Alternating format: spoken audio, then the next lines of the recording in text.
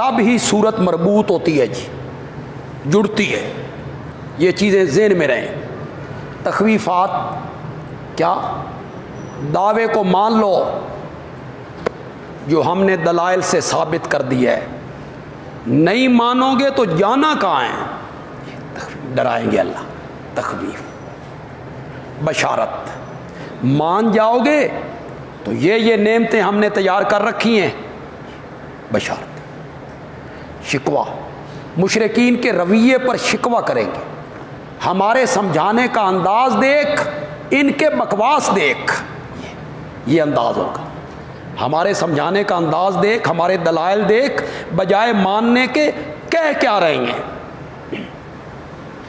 اور وہ جو داعی ہے اس کو اللہ تسلیاں دے، اور کہیں کہیں اللہ مشرکین کے شبہات کے کیا دیں گے؟ جواب دیں گے۔ بسم اللہ الرحمن الرحیم، الف لام میم را، حروف مقطعات میں سے، ان کا معنی اللہ بہتر جانتا ہے۔ تلک آیات الکتاب، یہ تمہید ہے جی، تمہید برائے ترغیب، رغبت دلانے کے۔ اسے معمولی کتاب نہیں سمجھنا، دیکھنا ہے بھیجنے والا کون ہے۔ یہ آیتیں ہیں کتاب کی، یعنی قرآن کی۔ والذی انزل الیک من ربک الحق، اور جو کچھ تیری طرف، تیرے رب کی طرف سے اتارا گیا ہے نا، وہی حق ہے۔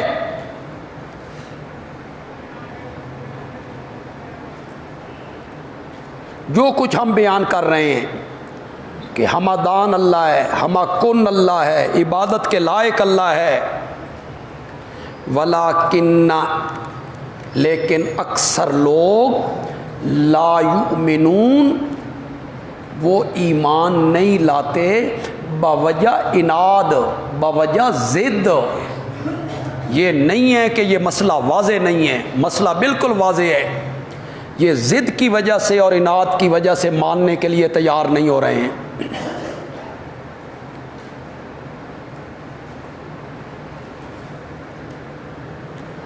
نہیں مانتے اناد کی وجہ سے۔ چلو ہم دلائل کے ساتھ اس مسئلے کو پھر واضح کرتے ہیں۔ اللہ الذی رفع السماوات، پہلی عقلی دلیل،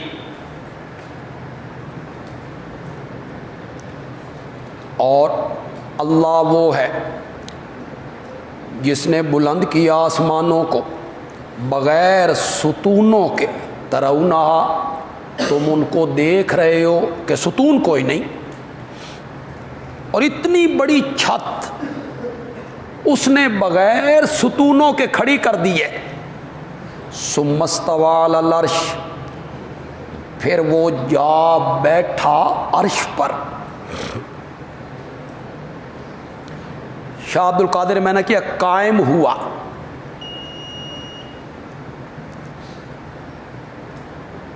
مستقر شد، قرار پکڑا۔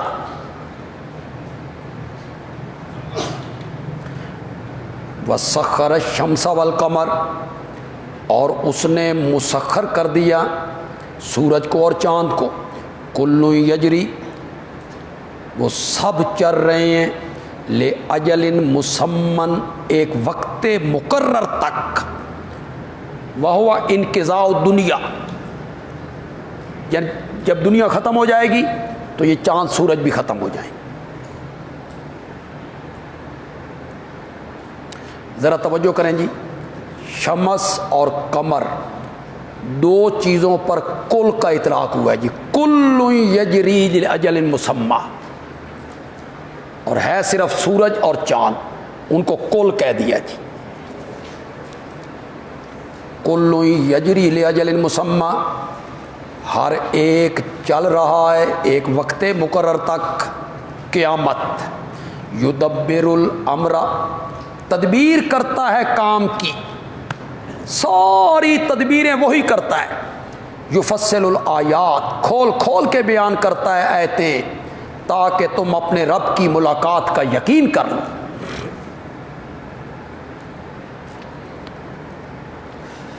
کچھ لوگ تو اس بات کے قائل ہوئے کہ اللہ واقعی عرش پہ بیٹھا ہوا ہے،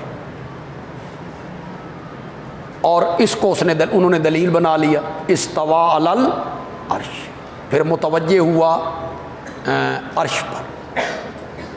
حضرت صاحب کہتے ہیں یہ کنایہ ہے، کس سے؟ غلبے سے، تسلط سے، حکومت سے، اقتدار سے، اختیار سے، پھر جا بیٹھا عرش پر، پھر قائم ہوا عرش پر۔ یہ کنایتاً بولا گیا ہے کہ حکومت اس کی ہے، تسلط اس کا ہے، اختیار اس کا ہے، غلبہ اس کا ہے۔ استوا غلبہ، پھر غالب ہے عرش پر۔ دلیل حضرت صاحب کی کیا ہے؟ یہ میں نے کی دلیل کیا ہے؟ حضرت صاحب کہتے ہیں جس جس جگہ بھی یہ لفظ آیا ہے، سورۃ یونس میں آیا، یہاں آیا، سورۃ اعراف میں آیا، جس جس جگہ بھی استوا علی العرش کا لفظ آیا ہے، اس سے پہلے اور اس کے بعد اللہ نے اپنی قدرتوں کا ذکر کیا، جہاں بھی آیا اپنے اختیار کا، اقتدار کا، اپنی قدرت کا، اپنے ملک کا اللہ نے ذکر کیا۔ جیسے یہاں کیا، رفع السماوات بغیر عمد ترونہا سخر الشمس والقمر یدبر الامر، آگے پیچھے اپنے غلبے کا، تسلط کا ذکر کیا۔ تو حضرت صاحب کیا کہتے ہیں؟ یہ کنایہ ہے، تسلط سے، غلبے سے، اقتدار سے، حکومت سے۔ کوئی اپنا اختیار کسی کے حوالے نہیں کیا، تخت شاہی پر خود قابض ہے، اس نے اپنا کوئی اختیار کسی کے حوالے نہیں کیا۔ یہ آج بھی کنایتاً بولتے ہیں میری کرسی بڑی مضبوط ہے، میری کرسی بڑی مضبوط ہے۔ ہمارے پاکستان کی سیاست کا ایک کردار رہا ہے ذوالفقار علی بھٹو، یہ 71 میں برسر اقتدار آیا، 77 میں اس کا تختہ الٹا گیا، 78 میں پھانسی چڑھ گئی۔ تو آخری جب اس کے لمحات تھے نا، یعنی حکومت ڈاماڈول تھی، تحریک چل رہی تھی بڑی زبردست، تو اس نے تقریر کی، تو تقریر کرتے ہوئے جس کرسی پہ بیٹھا ہوا تھا اس کے بازوؤں پہ ہاتھ مار کے کہتا ہے میں کمزور ہوں، میری کرسی کمزور نہیں، میری کرسی کمزور نہیں۔ اس کا کیا مطلب تھا؟ بھئی یہ لکڑی والی کرسی جس پہ وہ بیٹھا، یہی معنی تھا اس کا۔ اس کا مطلب کیا تھا؟ اقتدار۔ تو کرسی کا لفظ اقتدار سے کنایہ ہوتا ہے، سلطنت سے، غلبے سے، طاقت سے۔ تو یہاں بھی عرش، پھر غالب ہے عرش پر، پھر قائم ہوا عرش پر، تو یہ کنایہ ہے غلبے سے، اقتدار سے، طاقت سے، قوت سے۔ وَهُوَ الَّذِي مَدَّ الْأَرْضَ، اور وہی ہے جس نے پھیلایا زمین کو، وَجَعَلَ فِيهَا رَوَاسِيَ، اور رکھے اس زمین میں بوجھ، مراد پہاڑ ہیں جی، زمین ڈولنے لگی، پہاڑ کے بوجھ رکھ دیے۔ وَأَنْهَارًا، اور بنائیں اس نے نہریں، وَمِن كُلِّ الثَّمَرَاتِ، اور ہر قسم کے میوے سے، جَعَلَ فِيهَا زَوْجَيْنِ، ان کے بنا دیے جوڑے، اثنین،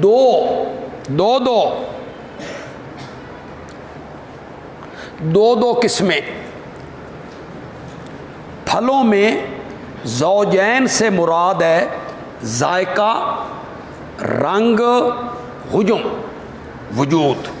ذائقہ، رنگ اور حجم کیا مطلب؟ کوئی کالا ہے، کوئی سفید ہے، کوئی میٹھا ہے، کوئی پھیکا ہے، کوئی چھوٹا ہے، کوئی بڑا ہے، کوئی گرم ہے، کوئی سرد ہے۔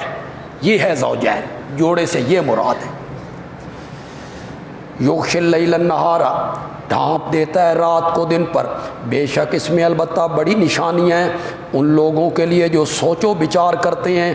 وفی الارض قطع متجاورات، اور زمین میں ٹکڑے ہیں ایک دوسرے سے ملے ہوئے، متجاورات، قطعن کھیت، ٹکڑے، زمین میں ٹکڑے ہیں آپس میں ملے ہوئے، وجنات، باغ ہیں انگور کے، وزرع، اور کھیتی ہے، ونخیل، اور کھجوریں ہیں، سنوان، جڑ ملی، وغیر سنوان، اور بغیر جڑ ملی۔ سنوان جڑ ملی یعنی جڑ ایک ہے، اوپر جا کے کئی کھجور کی شاخیں ہو گئی، درخت کئی ہو گئے، لیکن ان کی جڑ کیا ہے؟ ایک ہے۔ اور بغیر جڑ ملی یعنی جڑ بھی ایک ہے اور درخت بھی ایک ہے۔ یہ معنی ہے جی۔ یہ آپ کبھی کھجوروں کے باغوں میں دیکھیں تو آپ کو نظر آ جائیں گے، نیچے جڑ ایک ہے، اوپر جا کے درخت کئی ہو جاتے ہیں۔ یسقا بماء واحد، سب کو پلایا جاتا ہے ایک پانی۔ ہماری قدرت دیکھو، پانی سب کو ایک ہی پلایا جا رہا ہے، ٹکڑے بھی آپس میں ملے ہوئے ہیں۔ وَنُفَضِّلُ بَعْضَهَا عَلَى بَعْضٍ فِي الْأُكُلِ، اور ہم فوقیت دیتے ہیں، نفضل، ہم زیادہ کرتے ہیں، ہم فوقیت دیتے ہیں ایک کو دوسرے پر، فی الأُكُلِ، مزے میں یا پھل میں۔ دو معنی ہو سکتے ہیں، کسی کا پھل تھوڑا، کسی کا پھل زیادہ۔ یہ دوسرا معنی کیا ہو سکتا ہے؟ کسی کا مزہ کم، کسی کا مزہ زیادہ۔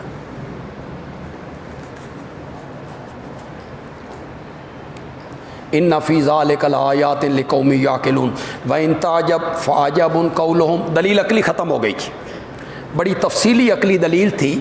اللہ تعالیٰ نے یہ سمجھایا کہ یہ سب کچھ کرنے والا میں ہوں، تو پھر عبادت کے لائق بھی میں ہوں۔ وان تعجب شکوہ جی،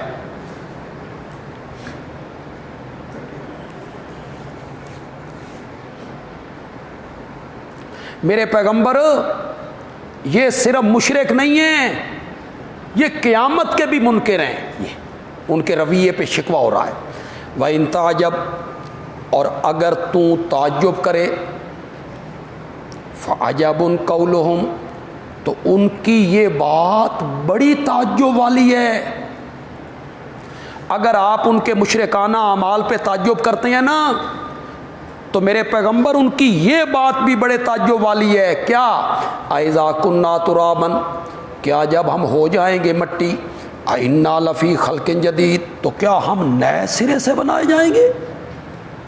یہ بات ان کی اور زیادہ تعجب والی ہے، تو کیا ہم نئے سرے سے بنائے جائیں گے؟ اولئک الذین کفروا بربہم، یہی لوگ ہیں جنہوں نے انکار کیا اپنے رب کی قدرتوں کا کہ کیسے اٹھائے گا۔ وَأُولَئِكَ الْأَغْلَالُ فِي أَعْنَاقِهِمْ، تخویف ہے جی، یہی لوگ ہیں توق ہیں ان کی گردنوں میں قیامت کے دن، یہی لوگ ہیں توق ہوں گے ان کی گردنوں میں۔ وَأُولَئِكَ أَصْحَابُ النَّارِ، اور یہی لوگ ہیں جہنمی، وہ اس میں ہمیشہ رہنے والے ہیں۔ وَيَسْتَعْجِلُونَكَ بِالسَّيِّئَةِ قَبْلَ الْحَسَنَةِ، دوسرا شکوہ جی۔ پھر تعجب پر تعجب یہ ہے، پھر تعجب پر تعجب یہ ہے کہ مانگتے ہیں تجھ سے برائی اچھائی سے پہلے۔ السیئہ عذاب، الحسنہ عافیت۔ مانگنی چاہیے تھی عافیت، یہ پاگل مانگ رہے ہیں عذاب۔ وہ بار بار نبی پاک سے آ کے کہتے کہاں ہے وہ عذاب، لے آ وہ عذاب، کیوں نہیں آتا عذاب؟ اور جلدی مانگتے ہیں تو اس سے برائی اچھائی سے پہلے۔ وقد خلت من قبلہم، اور تحقیق گزر چکی ہیں ان سے پہلے، المثلاث، عذاب کے کئی واقعات، المثلاث، ایسی سزائیں جس سے دوسرے عبرت پکڑیں، عبرت انگیز عذاب۔ وَإِنَّ رَبَّكَ لَذُو مَغْفِرَةٍ لِلنَّاسِ، اور یقیناً تیرا رب بڑی بخشش والا ہے لوگوں کے لیے، عَلَىٰ ظُلْمِهِمْ، باوجود ان کی زیادتیوں کے، جلدی نہیں پکڑتا، اور بے شک رب تیرا سخت عذاب والا ہے۔ وَيَقُولُ الَّذِينَ كَفَرُوا، تیسرا شکوہ جی، مشرکین کے رویے پر شکوے ہو رہے ہیں جی، اور کہتے ہیں کافر کیوں نہیں اتاری گئی اس نبی پر کوئی نشانی من ربی، اس کے رب کی طرف سے۔ کون سی نشانی؟ جو ہم مانگ رہے ہیں، منہ مانگا معجزہ، کیوں نہیں اتارا گیا، کیوں نہیں دکھاتا؟ انما انت منذر، جواب شکوہ، بے شک تو ہے آگاہ کرنے والا، تو ہے ڈر سنانے والا، معجزے کا لانا تیرے اختیار میں نہیں ہے، آپ کا کام ہے، آپ نذیر ہیں۔ وَلِكُلِّ قَوْمٍ هَادٍ، اور ہر قوم کے لیے ایک راہ بتانے والا ہوتا ہے، تو آپ ان کے لیے ہادی ہیں، تو وہ ہے آپ کا کام۔ حضرت نیلوی صاحب رحمۃ اللہ علیہ لِكُلِّ قَوْمٍ ہادٍ کا معنی کرتے ہیں ہر قوم کے لیے اب آپ ہی ہادی ہیں۔ وَمَا أَرْسَلْنَاكَ إِلَّا كَافَّةً لِلنَّاسِ بَشِيرًا وَنَذِيرًا، ہر قوم کے لیے اب آپ ہی ہادی ہیں۔ اللہ یعلم ما تحمل کل انثی، دوسری عقلی دلیل جی، پہلی عقلی دلیل دی، اس کا خلاصہ کیا تھا؟ متصرف میں ہوں، مالک میں ہوں، قادر میں ہوں۔ اب یہ دوسری دلیل ہے، اس کا خلاصہ کیا ہے؟ عالم الغیب بھی میں ہوں۔ دعوے کی دو جزیں ہیں جی، الہ کی دو صفتیں ہیں، ہمہ کن اللہ ہے، ہمہ دان اللہ ہے، سب کچھ کرنے والا اللہ ہے، سب کچھ جاننے والا اللہ ہے۔ تو یہ دوسری جز اب ثابت ہو رہی ہے جی، اللہ یعلم، اللہ جانتا ہے، ما تحمل کل انثی، جو پیٹ میں اٹھاتی ہے ہر مادہ، اللہ اکبر، وما تغیض الارحام وما تزداد، اور پیٹوں کا بڑھنا، پیٹوں کا گھٹنا، وما تزداد، اور پیٹوں کا بڑھنا، ما مصدریہ بنا کے میں نے معنی کیا جی، بڑا آسان سا معنی میں نے کیا، رحم کا کم ہونا، رحم کا زیادہ ہونا۔ کیا مطلب؟ عدد الولد، پیٹ میں بچے کتنے ہیں، یہ مطلب ہے، پیٹ کا زیادہ ہونا یا کم ہونا۔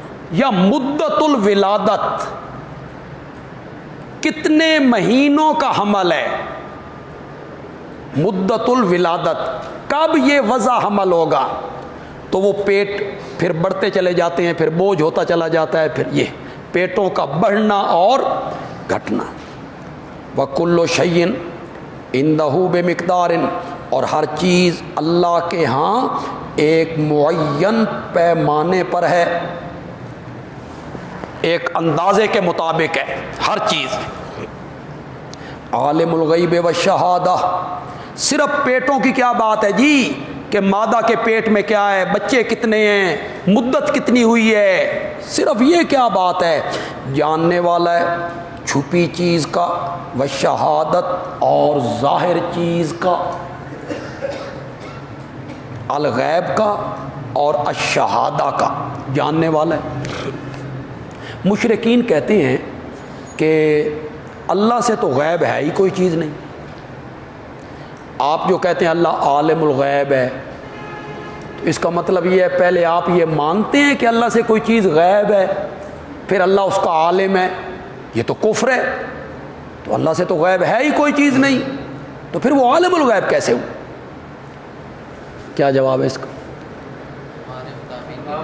ہاں ہاں، ما غاب عن الناس، غیب سے مراد کیا ہے؟ اللہ سے غیب نہیں، ما غاب عن الناس، جو لوگوں سے غائب ہے یا لوگوں کے سامنے ہے. جو لوگوں سے غائب ہے اللہ اسے بھی جانتا ہے, جو لوگوں کے سامنے ہے اللہ اسے بھی جانتا ہے. الکبیر المتعال, سب سے بڑا, المتعال عالی شان. سواء منکم, برابر ہے تم میں سے, من اسر القولا, جو چپکے سے بات کرے, ومن جہر بھی, جو زور سے بولے. اللہ کے لیے سب برابر ہے. ومن ہوا مستخف باللیل, اور جو رات کو چھپ جائے. وسارب بالنہار, اور دن میں چلے پھرے. رب کے لیے سب برابر ہے, رات کو چھپے دن میں چلے پھرے, اللہ کے لیے برابر ہے. لہو معقبات من بین یدیہ, تخویف دنیاوی ہے جی.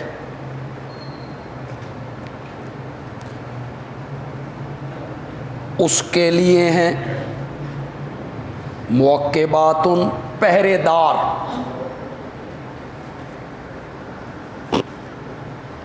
مراد ملائکہ ہیں جی, ملائکہ. لہو اے لل انسان, لل انسان, انسان کے لیے مقرر ہیں پہرے دار. یا لہو للہ, اللہ کے لیے, اس کے لیے ہیں پہرے دار, اس کے آگے سے پیچھے سے. یحفظونہ, جنات سے, آفتوں سے اس کی حفاظت کرتے ہیں. من امر اللہ, اے بے امر اللہ, حفاظت کرتے ہیں اللہ کے حکم سے.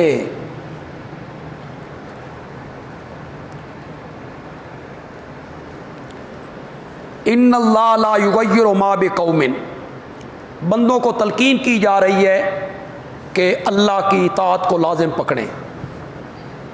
اگر اللہ کی اطاعت سے منہ موڑو گے تو ہم اپنی نعمتیں واپس لے لیں گے. ان اللہ لا یغیر ما بقوم, بے شک اللہ نہیں بدلتا کسی قوم کی حالت کو. حتی یغیروا ما بانفسہم, یہاں تک کہ وہ اپنے آپ میں تبدیلی پیدا کریں. کیا مطلب؟ وہ جو ہم نے نعمتیں ان کو دے رکھی ہیں اس میں وہ تبدیلی لائیں, ناشکری کریں, تو پھر ہم بدل دیا کرتے ہیں حالات کو. وَإِذَا أَرَادَ اللَّهُ بِقَوْمٍ سُوءًا, اور جب اللہ ارادہ کرتا ہے کسی قوم کے ساتھ برائی کا, بد اعمالیوں کی وجہ سے, فَلَا مَرَدَّ لَهُ, اَيْ لَا دَافِعَ لَهُ, اس کو ہٹانے والا کوئی نہیں, اور نہیں ہے ان کے لیے اس کے سوا, من والٍ, کوئی مددگار. هُوَ الَّذِي یُرِیکُمُ الْبَرْقَ, تیسری عقلی دلیل جی, وہی ہے جو دکھاتا ہے تم کو بجلی, خوفاً, ڈرانے کے لیے, و طمعاً, امید دلانے کے لیے.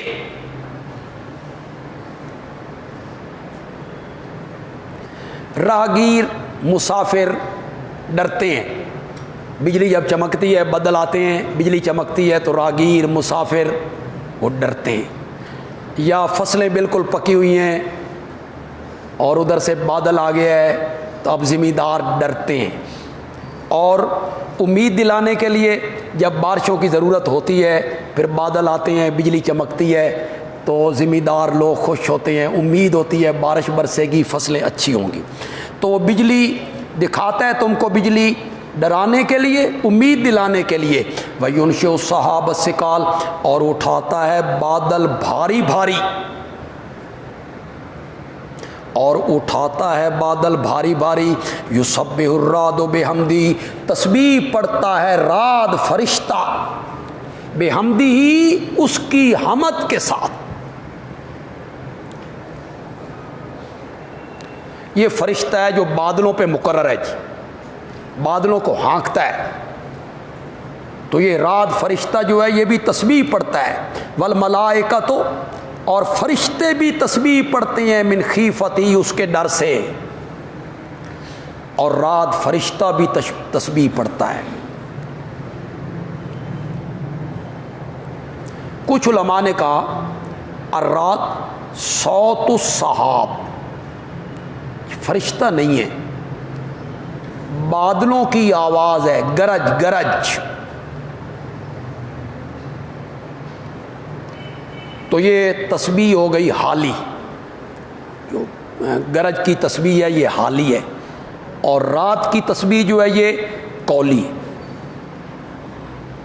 وَيُرْسِلُ الصَّوَاعِقَ، اور بھیجتا ہے کڑکتی بجلیاں، صاعقہ، جب تک وہ آسمان پہ چمکتی رہے تو برق ہے، اور جب زمین پہ گر پڑے تو صاعقہ ہے.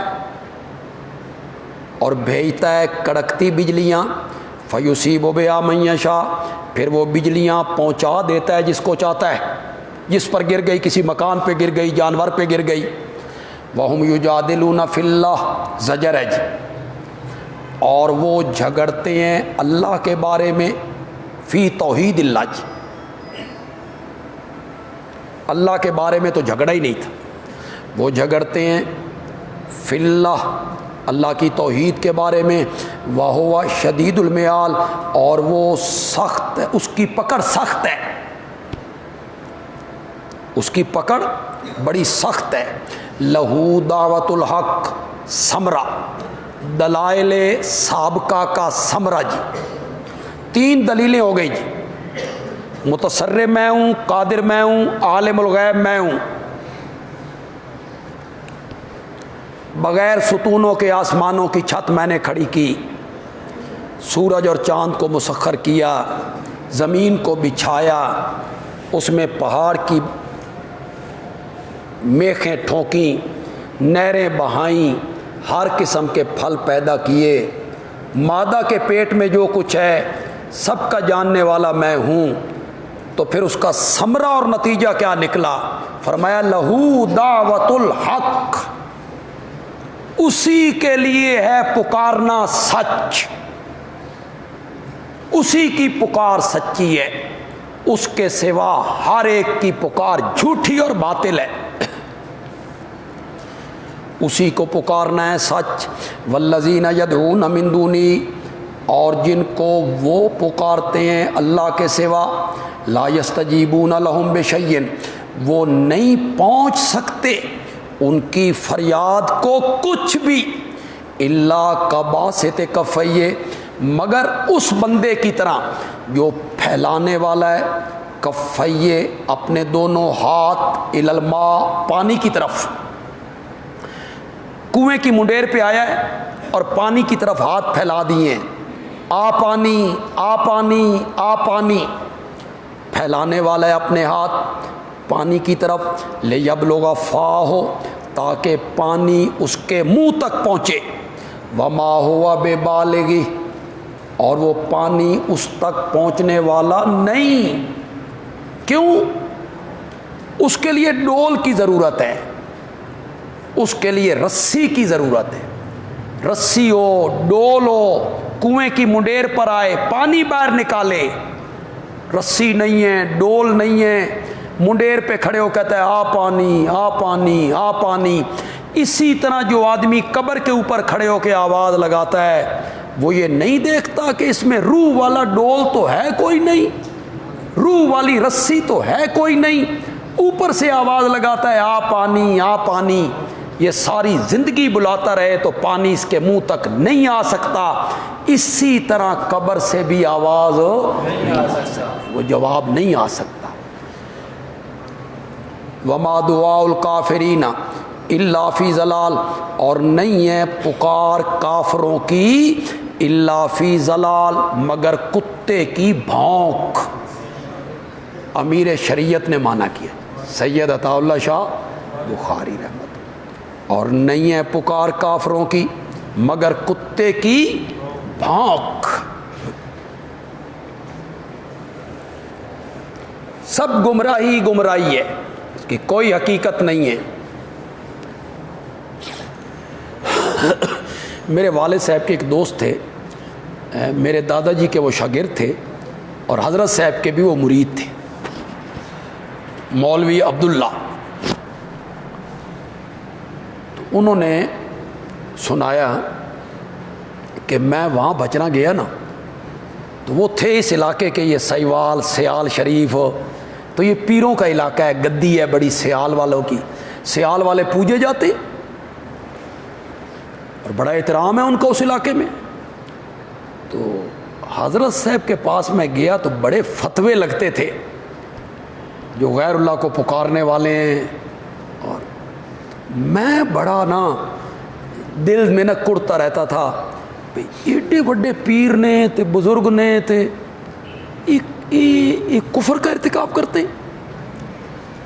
ایک دن مجھے موقع مل گیا، مولانا حسین علی رحمۃ اللہ علیہ بالکل الگ بیٹھے ہوئے تھے اور ٹیک لگا کے یوں بیٹھے تھے، میں بھی جا کے بیٹھ کے تو میں نے کہا استاد جی یہ جو آپ انہیں کافر کہتے ہیں، بھی یہ مشرک ہیں کافر ہیں، تو یہ آپ زیادتی نہیں کرتے؟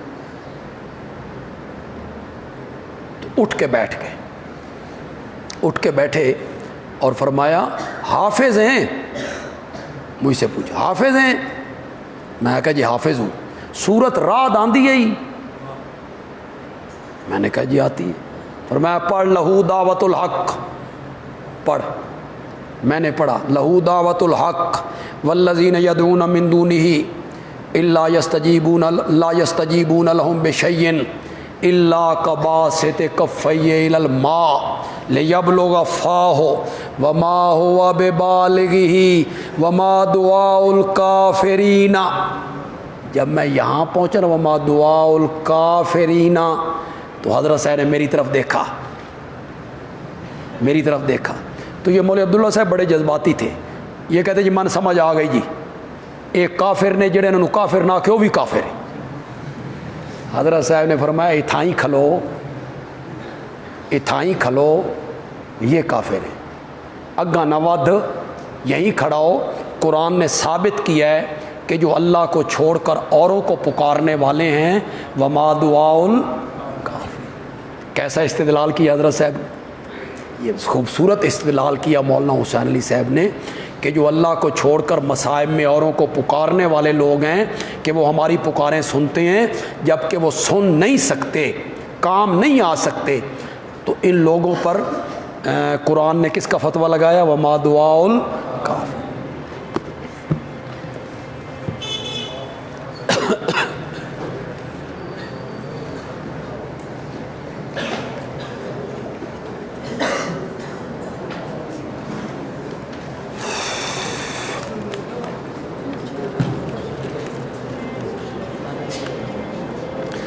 جو وظیفہ میں نے آپ کو بتایا نا وہ آپ سب لوگوں کو بتا سکتے ہیں۔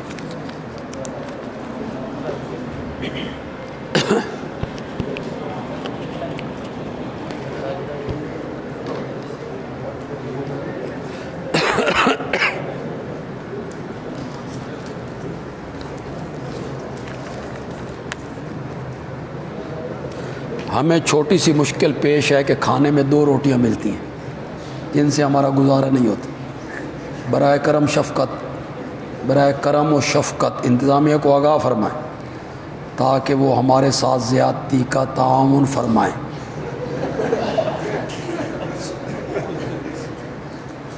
آپ ضرور تصنیف کریں، آپ کی جو کتاب لکھی ہوگی نا وہ مزیدار بڑی ہوگی، زیادتی کا تعاون۔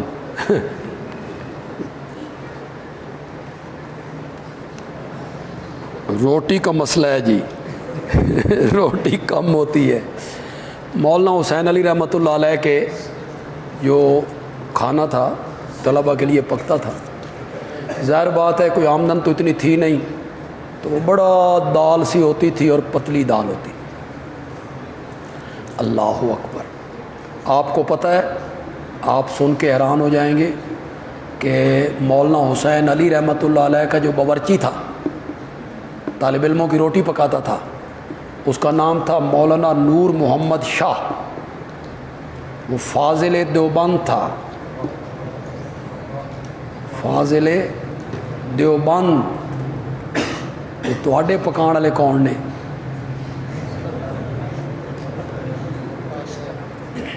فاضل دیوبند تھے مولانا نور محمد شاہ۔ اللہ اکبر! جس جگہ مولانا حسین علی کی قبر ہے نا، یہ قبرستان سے ہٹ کے قبرستان آگے ہے، نور محمد شاہ کی قبر وہاں ہے، لیکن حضرت صاحب کی قبر مسجد اور قبرستان کے درمیان ہے۔ میں نے ان کے بیٹے سے پوچھا بھی الگ قبر کیوں بنائی، قبرستان میں کیوں نہیں بنائی؟ تو انہوں نے مجھے بتایا کہ جس جگہ حضرت صاحب کی قبر ہے یہاں حضرت صاحب نے نور محمد شاہ کا جنازہ پڑھایا تھا، اپنے باورچی کا، وہ شاگرد بھی تھا۔ تو جب جنازہ پڑھا چکے تو فرمایا کسی لاؤ، کسی لائی گئی اور اس چارپائی والی جگہ کو کھودا اور فرمایا مجھے یہاں دفن کرنا، میں نے اپنے رب کی رحمتیں اس جگہ پہ اپنی آنکھوں سے اترتے ہوئے دیکھی۔ جو نور محمد شاہ اتنا نیک آدمی تھا۔ تو طلبہ کہتے ہیں وہ سالن پتلا تھا، تو ہم نے ایک دن استادوں سے کہا آج روٹی آپ ہمارے ساتھ کھائیں، انہوں نے چکھاؤ ہم کیا کھا رہے ہیں۔ تو جب حضرت صاحب آنے لگے نا، تو جس جگہ پہ حضرت صاحب نے آ کے بیٹھنا تھا نا، اس طرف کے جو طالب علم تھے نا، انہوں نے پیالے میں اضافی پانی ڈال دیا، پہلے وہ پانی تھا کچھ اضافی ڈال دیا۔ تو حضرت صاحب نے لقمہ لیا، لقمہ ڈبو کے بسم اللہ پڑھ کے کھایا، تو حضرت صاحب کہتے ہیں آئی تے سالن بڑا ہی مزیدار ہے، آئی تے سالن بڑا ہی مزیدار۔ یار حوصلہ کرو، ہم پنڈی میں پڑھتے تھے تو چنے کی دال روز پکتی تھی، آپ یقین کریں پیالے میں سے چنے کی دال تلاش کرنی پڑتی، وہ کوئی نیچے بیٹھی ہوتی تھی 7-8 دانے، باقی سارے پانی ہوتے تھے۔ تو آپ جس طرح مجھے پرچیاں بھیجتے ہیں، تو حضرت شیخ کو پرچیاں جاتی تھیں، تو حضرت شیخ میں نے کہا نا لاؤبالی طبیعت تھی، ذرا جلدی میں بھی پڑھ دیتے تھے۔ ایک طالب علم نے پرچی لکھی کیا فرماتے ہیں علماء کرام اس مسئلے کے بارے میں کہ ہمارے مدرسے کی جو دال ہے اس سے وضو کرنا جائز ہے یا ناجائز ہے؟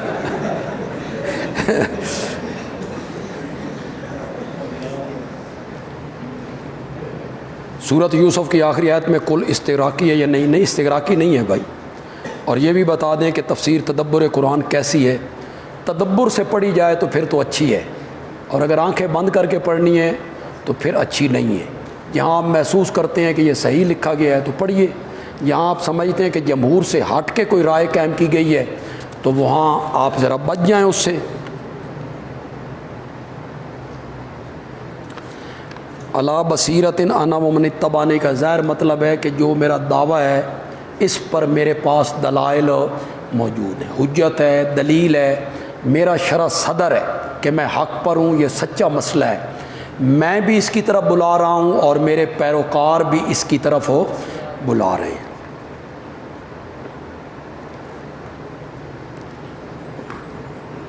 جس قرآن سے آپ پڑھاتے ہیں اس کی تفسیر چھپی ہوئی ہے، اگر چھپی ہوئی ہوتی تو اس کا نام تو بتا دیں۔ نہیں، کوئی چھپی ہوئی نہیں ہے، بس یہ جو آپ لکھ رہے ہیں اس پر آپ لکھتے چلے جائیں، پھر اس سے آپ پڑھانا شروع کر دیں، کوئی ایسا مسئلہ نہیں ہے۔ حضرت مولانا حسین علی الوانی اور حضرت نیلوی یہ دونوں الگ الگ شخصیات ہیں، الگ الگ شخصیات ہیں۔ حضرت نیلوی صاحب رحمۃ اللہ علیہ، مولانا محمد حسین، یہ صرف حضرت صاحب کے مرید ہیں، شاگرد نہیں ہیں، پڑھا نہیں ہے انہوں نے ان سے، انہوں نے اپنے چچا سے پڑھا ہے، ان کے چچا نے مولانا حسین علی سے پڑھا ہے۔ یہ بہت بات کے آدمی ہیں، مولانا محمد حسین شاہ نیلوی، جو ہمارے مدرسے میں صدر مدرس رہے اور کتابوں کی تدریس کرتے رہے، دورہ تفسیر پڑھاتے رہے، ہمارے استاد ہیں وہ۔ اور مولانا حسین علی الوانی رحمۃ اللہ علیہ، یہ بہت پہلے کے لوگ ہیں، سن 1944 میں ان کا انتقال ہو گیا تھا۔ حضرت مولانا حسین علی کا انتقال سن 1944 میں ان کا انتقال ہو گیا تھا، وہ پہلے کے آدمی ہیں۔ وہ شاگرد ہیں امام الہند مولانا رشید احمد گنگوئی کے، وہ بہت پرانے آدمی ہیں، بہت اونچے آدمی ہیں، وہ الگ شخصیت ہیں۔ اور مولانا محمد حسین نیلوی رحمۃ اللہ علیہ جو ہیں یہ الگ شخصیت ہیں۔